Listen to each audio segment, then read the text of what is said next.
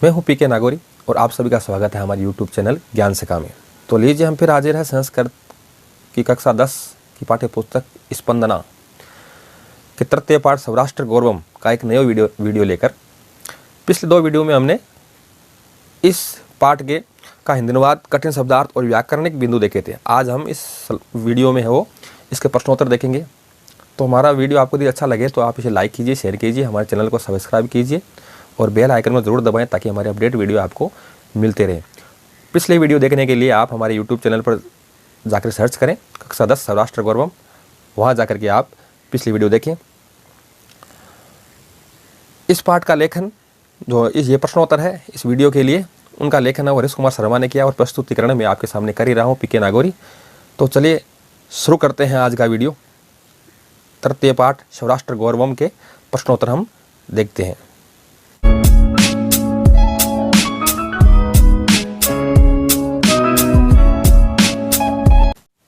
तो आज देखिए पाठ 3 सौराष्ट्र गौरवम के आज हम सवाल देखेंगे। तो सबसे पहले देखिए वस्तुनिष्ठ प्रश्न। भारतवर्ष से उत्तरश्याम दिशि वर्तते, भारतवर्ष के उत्तर दिशा में स्थित है। यह हमने पहले श्लोक में पढ़ा था कि भारतवर्ष के उत्तर दिशा में हिमालय या हिमाद्री पर्वत स्थित है। तो इसमें पहले वाले में ऐसा ही है, हिमाद्री, हिमालय। अब देखिए दूसरा, गायन्ति देवा किल गीतकानि इत्यम श्लोक है कस्मात् ग्रंथाद उद्धृत है। निश्चित रूप से देवता गीत गाते हैं।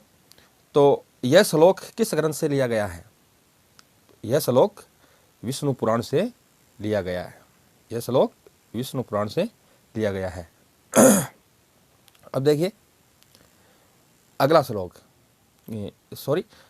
सवाल देखिए। अपि स्वर्णमयी लंका इत्यादि कैकम प्रतिवृत्ते। यह सोने की बनी हुई लंका, यह कौन किसको कह रहा है? तो यह श्लोक में राम है, वो लक्ष्मण से कह रहे हैं कि ये स्वर्णमयी लंका मुझे अच्छी नहीं लगती है। तो इसमें आ सही है। अब देखिए अगला सवाल, समान संस्कृतिमताम जनानाम पितृ पुण्य भू किम निगृत्ते। एक समान संस्कृति को मानने वाले लोगों की पितृ और पुण्य भूमि को क्या कहा जाता है? तो श्लोक के अनुसार एकम राष्ट्रम, एक राष्ट्र कहा जाता है। अगला सवाल देखिए पांचवा है, राष्ट्र से उत्थान पतनयो अवलंब क्या वर्तते। राष्ट्र के उत्थान और पतन में कौन सहायक होते हैं? तो राष्ट्र के उत्थान और पतन में जो राष्ट्रवासी होते हैं वही सहायक होते हैं। तो इसमें आ सही है, राष्ट्रीय। यहां हमने वस्तुनिष्ठ प्रश्न देखे। अब देखिए लघुरात्मक प्रश्न।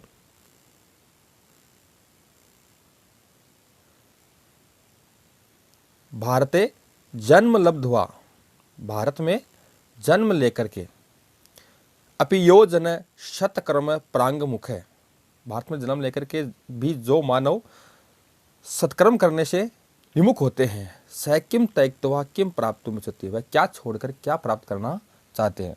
तो देखिए इसका उत्तर है, भारते जन्म लब्ध्वा अपि यो जन सत्कर्म प्रांग मुख भवति सह पीयूष कलशम त्यक्त्वा विष कलशम प्राप्तुम इच्छति। भारत में जन्म लेकर भी जो मनुष्य सत्कर्म से विमुख होते हैं वो पीयूष कलशम, अमृत के घड़े को छोड़ करके विष कलशम प्राप्तुम इच्छति, जहर का घड़ा प्राप्त करने की इच्छा करते हैं।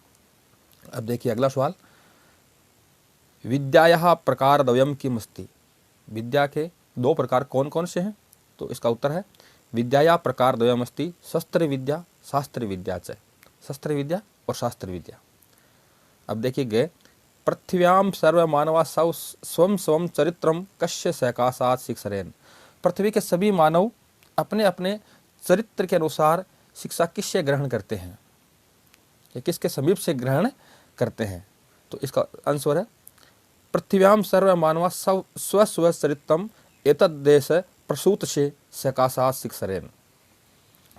पृथ्वी के सभी मानवों को अपने अपने चरित्र के अनुसार जो शिक्षा है वो इस देश में जन्मे हुए महापुरुषों विद्वानों से शिक्षा ग्रहण करनी चाहिए।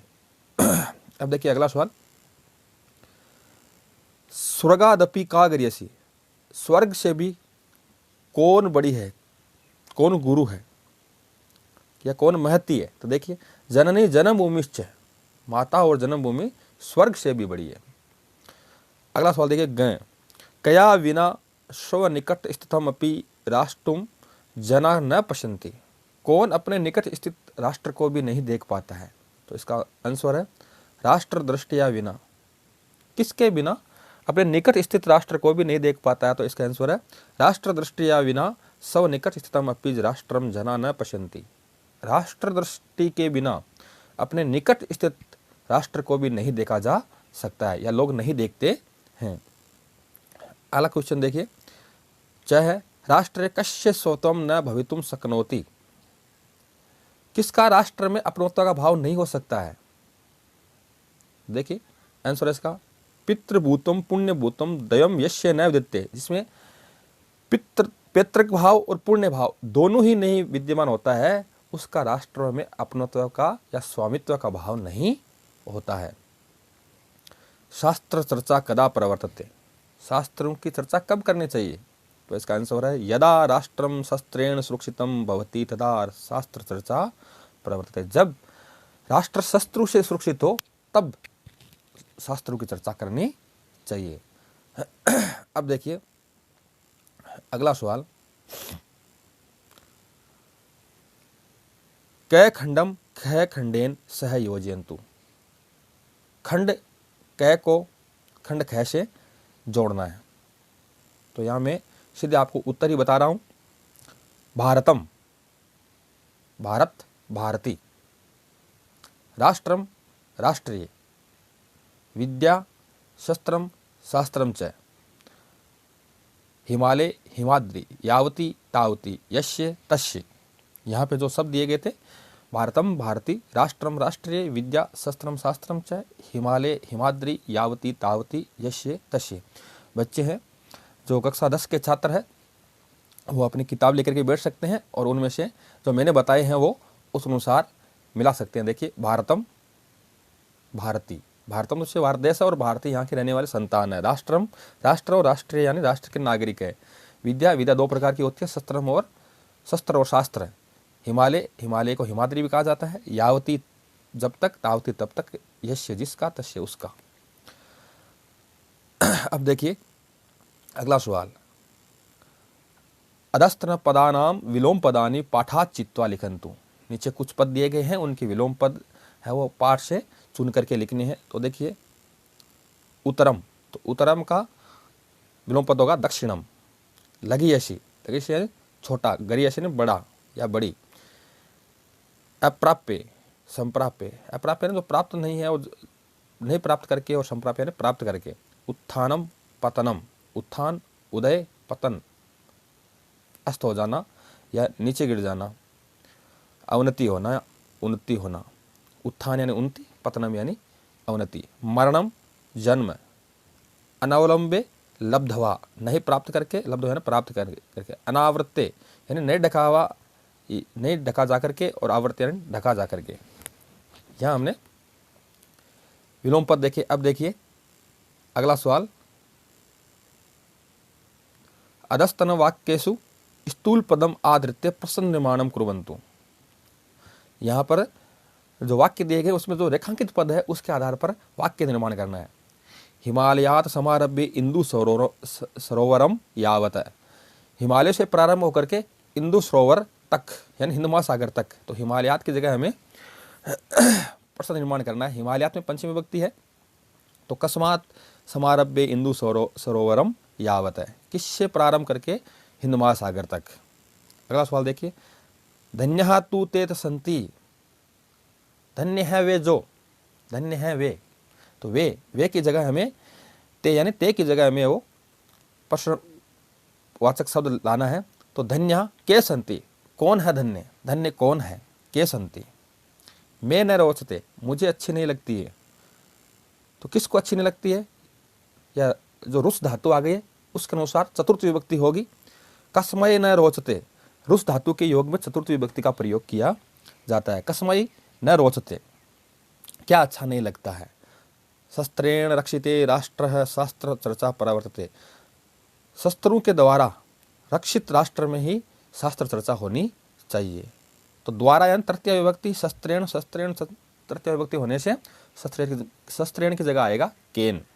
केन रक्षिते राष्ट्र का प्रवर्तते, शास्त्र चर्चा प्रवर्तते। केन यानी किसके द्वारा रक्षित, किसके द्वारा रक्षित राष्ट्र में शास्त्र चर्चा होनी चाहिए। तो शस्त्रों के द्वारा रक्षित राष्ट्र में शास्त्र चर्चा होनी चाहिए।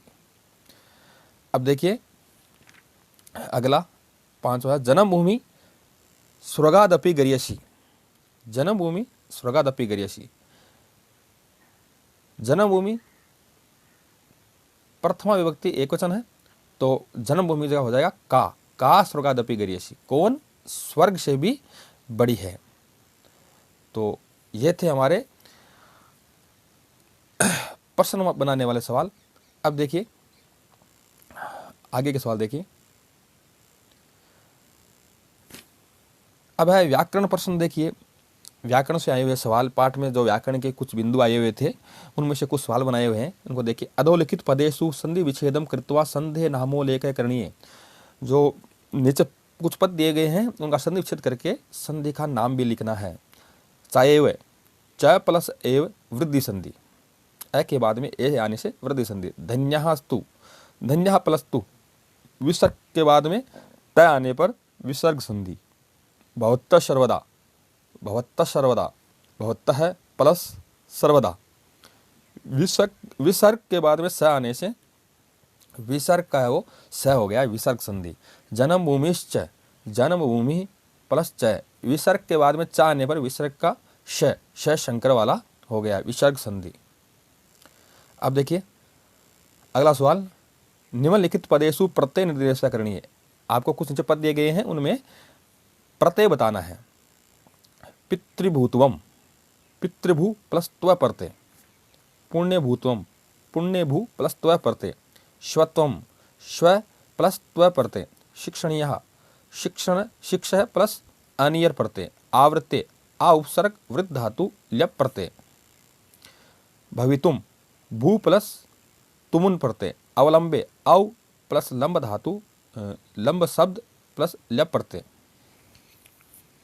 लंब धातु भी है और लंबाई भी होने पर शब्द भी बन जाता है, वैसे लंब धातु है। इत्वा, हा प्लस त्वा प्रत्यय। गरियसी, गुरु प्लस ये सुन प्रत्यय। संस्कृतिमताम, संस्कृति प्लस मतु प्रत्यय। यह हमने जो कुछ शब्द या पद दिए हुए थे उनमें कौन सा प्रत्यय है ये हमने देखा। तो आप मेरे साथ कक्षा 10 की पाठ्य पुस्तक संस्कृत स्पंदना की वीडियो देख रहे हैं। यदि आपको ये वीडियो अच्छा लग रहा हो तो आप हमारे वीडियो को लाइक और शेयर कीजिए, हमारे चैनल को सब्सक्राइब जरूर कीजिए। तो चलिए देखते हैं अगला सवाल। अब देखिए अगले सवाल में आपको अधोलिखितानाम समस्त पदानाम समास विग्रह करनी है। यहाँ आपको समास विग्रह, जो नीचे पद दिए गए हैं उनका समास विग्रह करना है। तो सबसे पहले आप देखते हैं समस्त पद। देखिए हिमाद्री, हिमाद्री इसका विग्रह होगा हिमस्य अद्रि। देव निर्मितम, देवै निर्मितम, देवताओं के द्वारा बनाया हुआ तृतीय विभक्ति। विश्व भांडम, जहर का घड़ा। विशस्य भांडम, षष्ठी विभक्ति हो गई। उत्थान पतने, उत्थान और पतन और शब्द आने से यहाँ पे द्वंद्व समास हो गया। उत्थानम च पतनम च। शास्त्र चर्चा, शास्त्रों की चर्चा। षष्ठी तत्पुरुष, शस्त्राणाम चर्चा। अब देखिए 7वां सवाल। यहाँ पर जो सवाल दिए गए हैं वो सब पाठ्य पुस्तक के सभी सवाल नहीं है, केवल जो महत्वपूर्ण जो परीक्षा में आने वाले सवाल है वो ही यहाँ पर आपको दिए गए हैं। सभी सवाल नहीं दिए गए हैं, महत्वपूर्ण सवाल आपको यहाँ दिए गए हैं, मैं आपको बता रहा हूँ। देखिए निम्न उक्तेषु एकैकम पदम आश्रित्य वाक्यम निर्माणम कुर्वन्तु। यहाँ पर नीचे जो पद दिए गए हैं उनके आधार पर आपको वाक्य निर्माण करना है। तो देखिए सबसे पहला है यत्र, यत्र यानी जहाँ, यत्र स पठति तत्रैव अहम पठामि, वह जहाँ पढ़ता है वहीं मैं पढ़ता हूँ। यत्र स पठति, तो वाक्य में हमने यत्र का प्रयोग किया। गायन्ति, ताम गीतम गायन्ति, वे गीत गाती है। चरित्रम, तस्य चरित्रम उज्ज्वलम अस्ति, उसका चरित्र उज्ज्वल है। विना, न सुखम धनम विना, धन के बिना सुख नहीं है। रोचते, मह्यम दुग्धम रोचते, मेरे को दूध अच्छा लगता है। संप्राप्य, जना धन संप्राप्य प्रसन्ना भवन्ति, लोग धन प्राप्त करके प्रसन्न होते हैं। यावती, यावती पितृभूमि तावत राष्ट्रम, जहाँ पितृ भाव होता है वही राष्ट्र होता है। तो हमने यहाँ तीसरे पाठ यानी स्वराष्ट्र गौरवम के महत्वपूर्ण जो प्रश्न है वो हमने देखे। तो यहाँ पे इस वीडियो को मैं विराम देता हूँ। तो आपको ये वीडियो कैसा लगा? हमारे वीडियो आपको यदि अच्छा लगा हो तो आप इसे लाइक कीजिए, शेयर कीजिए, हमारे चैनल को सब्सक्राइब कीजिए और बेल आइकन को जरूर दबाएं ताकि हमारे अपडेट वीडियो है आपको मिलते रहेंगे। जल्द ही आपके सामने अगले पार्ट का वीडियो आएगा। तब तक के लिए नमस्कार, जय हिंद।